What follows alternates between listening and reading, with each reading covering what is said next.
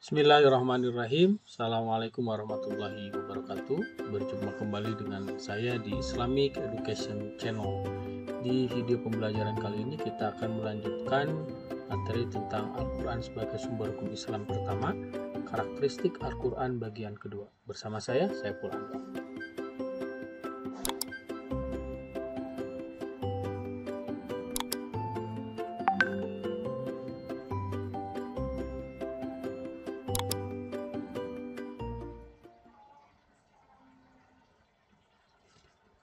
Bismillahirrahmanirrahim. Bertemu kembali dengan saya. Di video kali ini saya akan melanjutkan pembahasan tentang karakteristik Al-Quran. Di video sebelumnya kita sudah menyamakan persepsi tentang karakteristik Al-Quran secara fisik gitu ya. Bagi yang belum menyaksikan video itu, silahkan Anda untuk menonton itu terlebih dahulu. Sebelum melanjutkan, Anda menonton video ini. Linknya ada di atas. Di video tersebut saya mengungkapkan bahwa secara ada dua hal yang perlu kita samakan persepsinya. Yang pertama ada tentang Al-Quran ya, Al-Quran secara fisik dan Al-Quran non-fisik atau hakikat dari Al-Quran itu seperti apa. Nah, di video pertama saya sudah membahas tentang penyamaan persepsi tentang Al-Quran secara fisik. Ada 6 hal. Yang pertama, bahwa Al-Quran itu kebanyakan dicetak dan media yang digunakan adalah kertas. Lalu yang kedua terkait isi Al-Quran yang terdiri dari 114 surat, 30 juz, dan 6.236 ayat, bukan 6.666 ayat. Yang ketiga, Al-Quran merupakan bahasa tulisan. Yang keempat, Al-Quran ditulis dalam bahasa Arab. Yang kelima, Al-Quran itu sistematika penyusunannya unik. Dan yang keenam, Al-Quran itu maknanya global dan isinya berupa prinsip-prinsip umum. Nah, di video kali ini saya akan mengungkapkan penyamaan persepsi kita terkait Al-Quran bagian kedua, yaitu hakikat Al-Quran. Selamat menyaksikan. Di video pertama tentang karakteristik Al-Quran, kita sudah menyamakan persepsi tentang Al-Quran secara fisik. Nah, di video kedua tentang karakteristik Al-Quran ini, kita akan menyamakan persepsi yang kedua tentang Al-Quran, yaitu hakikat Al-Quran. Karena bisa jadi perbedaan pendapat di masa lalu terkait Al-Quran antara kelompok Mu'tazilah dan kelompok yang lainnya, terutama Asy'ariyah, itu karena yang satu melihat Al-Quran secara fisik, yang satu lagi melihat Al-Quran dari sisi hakikatnya. Nah, padahal itu dua hal yang berbeda. Tapi kita selaku umat Islam harus sama persepsinya tentang Al-Quran secara fisik dan Al-Quran secara hakikat. Sehingga ketika kita berbicara terkait Al-Quran, kita berbicara hal yang sama. Gitu ya. Nah, apa yang harus kita samakan persepsinya terkait hakikat Al-Quran? Yaitu bahwa Al-Quran itu merupakan firman Allah Subhanahu wa Ta'ala, bahwa Al-Quran itu adalah wahyu yang diturunkan oleh Allah Subhanahu wa Ta'ala melalui malaikat Jibril kepada Nabi Muhammad SAW. Jadi dalam konteks itu, walaupun secara fisik sama seperti yang lainnya, buku misalkan ya, dicetak Al-Quran itu terbuat dari kertas, tapi hakikatnya itu adalah firman Allah Subhanahu wa Ta'ala. Baik, kita balik lagi ke poin pertama terkait fisik Al-Quran. Nah, di video sebelumnya kita sudah membahas bahwa saya dan Anda harus sepakat bahwa Al-Quran itu dicetak dan kebanyakan terbuat dari kertas. Seperti yang ini. Ya, saya mengingatkan kembali. Jadi seperti ini Al-Quran dicetak. Ya. Walaupun Al-Quran ini sama dengan buku pada umumnya, misalkan karena terbuat dari kertas dan cetak, tapi kita harus memperlakukan berbeda Al-Quran dengan hal lain yang terbuat dari kertas, dengan buku contohnya. Kenapa kita harus perlakuan yang berbeda? Karena Al-Quran hakikatnya adalah firman Allah, wahyu Allah, kalamullah. Sama seperti kita memperlakukan berbeda antara ijazah sama-sama terbuat dari kertas dengan buku atau koran yang sama-sama terbuat dari kertas. Kenapa kita memperlakukan ijazah secara berbeda dengan kertas yang lainnya? Karena kita tahu hakikatnya ijazah itu bukan kertasnya, tapi proses kita berjuang kalau S1 minimal 4 tahun atau 3,5 tahun untuk mendapatkan ijazah itu. Jadi kalau Anda menyobek ijazah itu, Anda menginjak-injak ijazah itu, dan orang lain melihat Anda melakukan itu, pasti Anda akan dianggap orang gila. Ya, karena yang Anda sobek itu, yang mereka lihat bukan ijazah, bukan kertasnya, tapi apa yang tertuang dalam kertas itu, yaitu ijazah. Perjuangan Anda selama minimal 3,5 tahun di S1, 2 tahun di S2, atau minimal 3 tahun di S3, misalkan itu. Nah, sama Al-Quran pun begitu.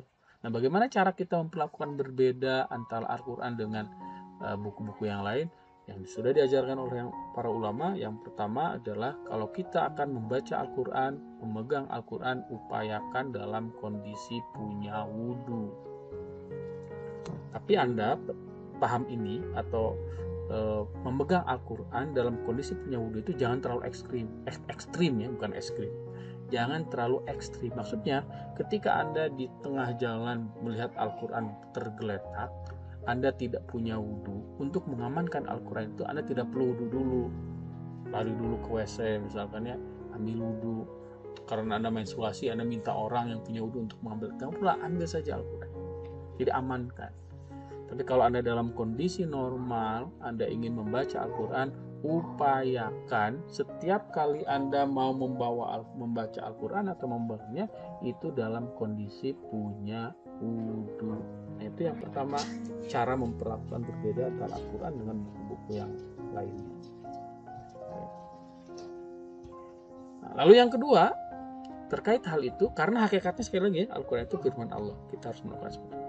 Nah, yang kedua, karena Al-Quran itu terbuat dari kertas, kita sudah sepakat bahwa Al-Quran satu saat nanti yang Anda miliki itu akan seperti ini, bisa rusak, juga bisa terbakar. Nah, bagaimana cara kita memperlakukan Al-Quran yang sudah rusak? Nah, para ulama ada dua pendapatnya. Yang pertama, dengan membakarnya, jadi memusnahkan naskah itu, karena tidak bisa. Jadi jangan tabu untuk melakukan itu, seperti yang tempo hari pernah dilakukan oleh Utsman bin Affan radhiyallahu anhu ketika beliau mengupayakan untuk menyamakan cetakan Al-Quran pada masanya, sehingga umat Islam dari sisi tulisan itu sama Al-Qurannya. Lalu yang kedua, ada yang menguburkannya. Jadi Al-Quran yang sudah dipakai dibalut sama kain berwarna putih, lalu dikuburkan dalam tanah, seperti yang dilakukan oleh umat Islam di Inggris. Ini salah satunya ya. Nah, ini di Birmingham. Jadi wali kota Birmingham itu memfasilitasi umat Muslim di sana, memberikan lahan untuk menguburkan naskah-naskah Al-Quran yang sudah tidak bisa dipakai. Jadi ada dua, bisa dikuburkan atau bisa dimusnahkan, gitu ya. Nah, itu yang pertama. Lalu yang ketiga ya. Tadi yang kedua. Yang ketiga, karena Al-Quran itu dicetak, ada kemungkinan salah cetak, seperti yang ini, minal imni, yang harusnya adalah minal insi. Makanya setiap lembaga ini, karena kenapa ada seperti ini itu karena hakikatnya firman Allah. Kalau bukan firman Allah, tulisan biasa mungkin tidak seperti ini gitu ya. Tapi karena firman Allah, ketika setiap lembaga yang akan menerbitkan Al-Quran khususnya di Indonesia itu harus, supaya menghindari kesalahan cetak seperti ini, itu harus mendapatkan sertifikat dari lembaga pentasih Al-Quran Kementerian Agama. Nah, contoh sertifikatnya seperti ini. Ini sertifikat Lajnah Pentasihan Al-Quran. Ini untuk aplikasi. Jadi untuk aplikasi pun sekarang ada sertifikatnya. Kalau Al-Quran yang Anda beli di Indonesia belum mendapatkan sertifikat dari Lajnah Pentasih Mushaf Al-Quran, itu menunjukkan bahwa Al-Quran yang Anda miliki itu ilegal karena belum mendapat sertifikat ini. Kecuali kalau Anda Al-Qurannya bukan cetakan Indonesia, cetakan Madinah misalnya, itu nggak akan ada ini gitu ya, di lembaga yang lain. Tapi kalau untuk konteks Indonesia ya, untuk menjaga keaslian, untuk menjaga kemungkinan kesalahan cetak seperti yang tadi sudah diutarakan, nah, Kementerian Agama mewajibkan setiap lembaga yang akan menerbitkan Al-Quran untuk memiliki sertifikat ini. Nah, bagi Anda yang memiliki Al-Quran di rumah, coba cek. Harusnya di Al-Quran Anda ada sertifikat dari Lajnah Pentasih Mushaf Al-Quran seperti itu. Selanjutnya terkait isi Al-Quran dengan kaitannya terhadap hakikat Al-Quran adalah bahwa Al-Quran yang terdiri dari yang isinya berupa 114 surat, 30 juz, dan 6.236 ayat, bukan 6.666 ayat, semuanya adalah firman Allah, semuanya adalah wahyu Allah. Makanya wajar kalau sampai kapanpun tidak ada satu orang pun yang mampu membuat seperti Al-Quran. Kenapa? Karena 6.236 ayat yang ada dalam Al-Quran itu semuanya dari Allah Subhanahu wa Ta'ala. Maknanya, susunannya, Nabi Muhammad hanya perantara saja. Al-Quran sudah menantang pada siapapun. Datangkanlah, jangankan 10 ayat, jangankan satu surat, 10 surat saja, 10 ayat saja. Jangan 10 ayat, satu ayat saja. Jangan satu ayat, satu huruf saja. Tidak ada satupun manusia di muka bumi ini sampai nanti hari kiamat yang mampu membuat semisal Al-Quran. Kenapa? Karena memang Al-Quran bukan buatan manusia. Itu bukti yang menunjukkan bahwa hakikatnya Al-Quran itu adalah firman Allah. Ini yang bisa memantahkan argumentasi dari para orientalis yang mengatakan bahwa Al-Quran itu adalah perkataan Muhammad. Kalau Al-Quran itu perkataan Muhammad, harusnya ada orang yang mampu membuat semisal Al-Quran. Pada masa Rasul saja, Musailamah Al-Kadzab yang dibasmi pada masa Khalifah Abu Bakar As-Siddiq berusaha melakukan hal yang sama buat surat Al-Quran, itu tidak bisa dan tidak diakui pada masanya. Selanjutnya, hal ketiga yang sudah kita samakan persepsinya di video sebelumnya terkait menyamakan persepsi Al-Quran secara fisik, bahwa Al-Quran itu merupakan bahasa lisan. Lalu apa kaitannya dengan hakikat Al-Quran sebagai firman Allah Subhanahu wa Ta'ala? Yang pertama, yang kita baca Al-Quran itu adalah bahasa tulisan. Nah, yang kita baca itu adalah bahasa Tuhan. Yang kita baca itu adalah firman Tuhan. Yang kita baca itu adalah bukan bahasa manusia. Artinya apa? Tidak sembarangan orang bisa menafsirkan Al-Quran. Perlu persyaratan yang sangat banyak. Perlu standar keilmuan yang sangat mumpuni untuk bisa menafsirkan Al-Quran. Itu yang pertama. Kenapa? Karena tulisan itu merupakan bahasa Tuhan, bukan bahasa manusia. Bahasa manusia saja, gitu ya. Misalkan kalau Anda ingin membaca karya sastra, itu kan bahasa manusia ya, tulisan karya sastra. Itu kan banyak hal tidak setiap orang bisa melakukan, apalagi ini Al-Quran, bahasa Allah. Jadi ketika kita berhadapan dengan tulisan Al-Quran, ayat Al-Quran, tidak setiap orang bisa menafsirkan itu. Perlu orang tertentu, perlu kriteria tertentu. Dalam hal ini adalah para mufassir yang bisa melakukan itu. Lalu yang kedua, sama seperti bahasa tulisan yang lain, tulisannya sama, tapi ketika dipahami berbeda. Artinya, ketika para ulama menafsirkan ayat Al-Quran yang sama, dimungkinkan hasilnya berbeda. Bukan berarti harus berbeda ya, tapi dimungkinkan hasilnya berbeda. Dan perbedaan itu tidak jadi masalah. Dan tidak boleh ada klaim kebenaran. Kenapa? Karena yang paling tahu bahasa tulisan adalah orang yang menulisnya. Dalam konteks Al-Quran, yang paling tahu makna Al-Quran adalah Allah. Dan tentunya adalah Nabi Muhammad yang langsung diberitahu tentang maknanya oleh Allah SWT. Sementara saat ini kita tidak bisa mengkonfirmasi. Sehingga ketika seorang mufassir menafsirkan satu ayat Al-Quran, dia hanya berusaha menangkap makna yang bisa dia ambil sesuai dengan latar belakang keilmuan dia. Ketika dia seorang pendidik misalkan ya, mungkin memaknai Al-Quran sebagai dalam konteks ayat-ayat pendidikan, dalam konteks pedagogi. Ketika dia seorang ekonomi, ya akan melihat sisi lain, dan itu dimungkinkan. dengan catatan metode yang orang tersebut gunakan adalah metode yang benar dalam konteks cara menafsirkan Al-Quran. Jadi selama metode yang digunakan itu sudah benar, hasilnya berbeda dengan mufasir yang lain, itu tidak ada masalah dan tidak boleh ada klaim kebenaran. Tapi kalau metodenya salah, itu pasti hasilnya salah. Itu Al-Quran dalam konteks bahasa tulisan, kaitannya dengan hakikat Al-Quran sebagai firman Allah. Lalu yang keempat, kita sudah sepakat bahwa Al-Quran itu adalah bahasa Arab. Artinya yang tidak berbahasa Arab itu bukan Al-Quran, tapi itu adalah terjemah Al-Quran. Termasuk Al-Quran kalau di dalamnya ada tulisan Arab dan ada terjemahnya, itu tetap Al-Quran. Nah, apa kaitannya dengan hakikat Al-Quran sebagai firman Allah? Ada yang pertama, ada yang bertanya, Pak, kan bahasa Arab itu adalah bahasa manusia, sementara Al-Quran hakikatnya adalah firman Allah. Berarti kalau begitu Allah itu bahasanya bahasa Arab. Bukan demikian gitu. Tapi pemahamannya seperti ini.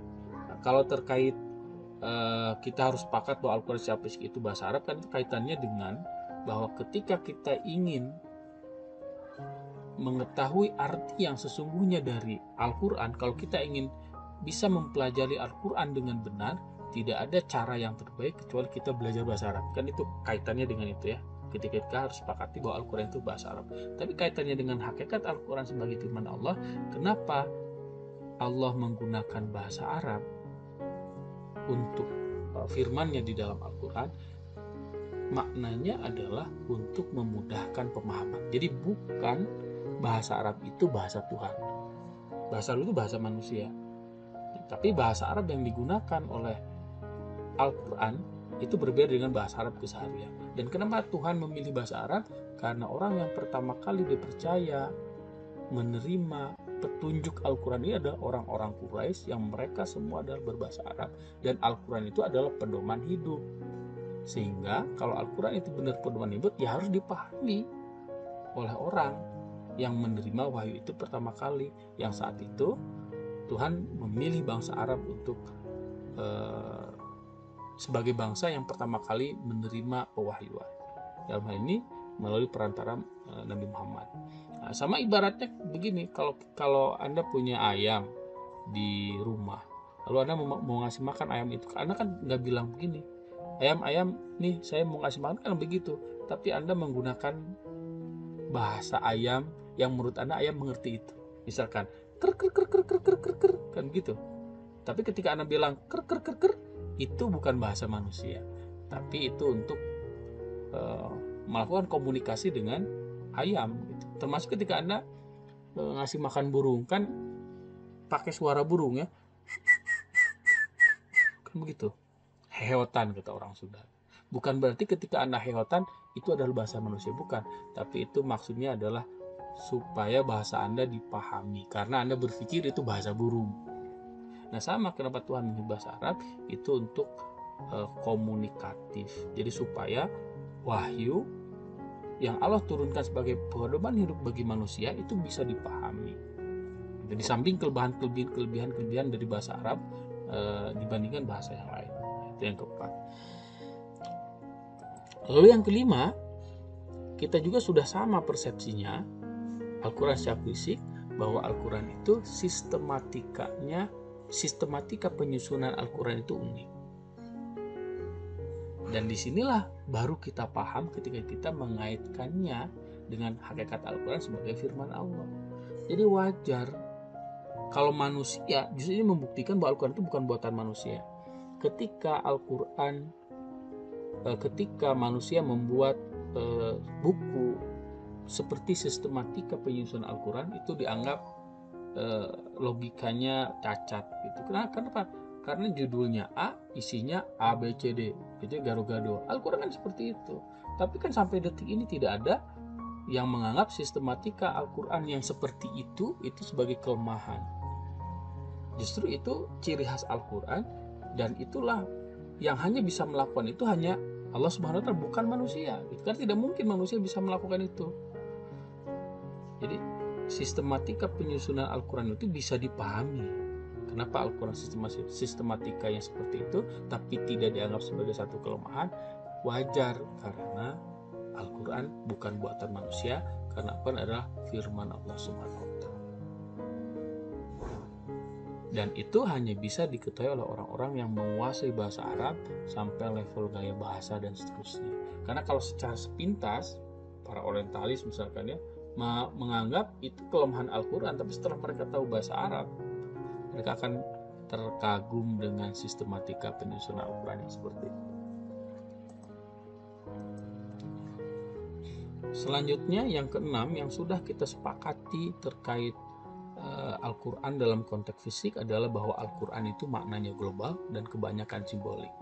Artinya ketika berbicara tentang makna Al-Quran itu isinya berupa tentang prinsip-prinsip umum, aturan-aturan yang sifatnya umum, sehingga sampai kapanpun ayat Al-Quran tidak akan berubah. Yang berubah itu adalah maknanya, yang berubah itu adalah interpretasinya. Ayatnya bisa sama karena prinsip-prinsip Al-Quran itu umum.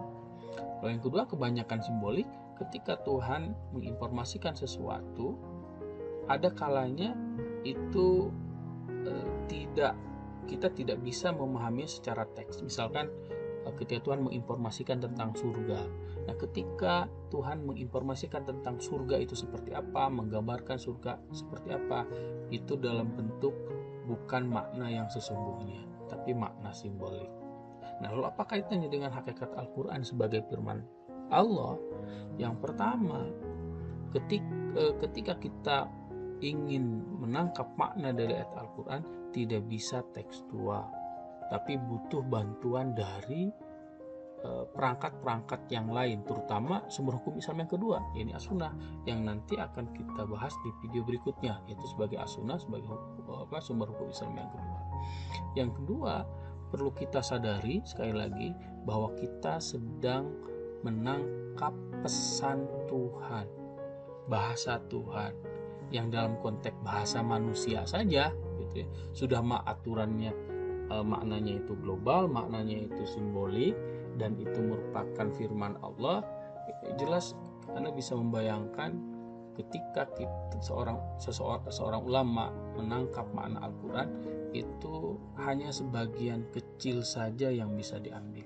Artinya perbedaan pendapat akan terbuka sangat lebar. Tapi sekali lagi, balik lagi kepada yang sebelumnya, bahwa perbedaan pendapat terhadap pemaknaan atau penafsiran Al-Quran itu dimungkinkan untuk terjadi asalkan syaratnya gitu ya, dan itu tidak jadi masalah asalkan metode penafsirannya sudah benar.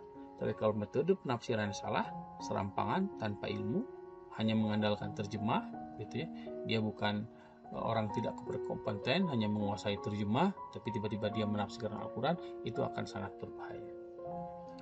Jadi sekali lagi, itu 6 karakteristik Al-Quran yang perlu kita samakan persepsinya, baik secara fisik ataupun hakikatnya. Kita sambung dengan video selanjutnya, yaitu tentang As-Sunnah sebagai sumber hukum Islam yang kedua. Saya kira untuk hakikat Al-Quran sebagai firman Allah Subhanahu wa Ta'ala cukup sampai di sini. Mudah-mudahan Anda bisa memahaminya. Terima kasih. Assalamualaikum warahmatullahi wabarakatuh.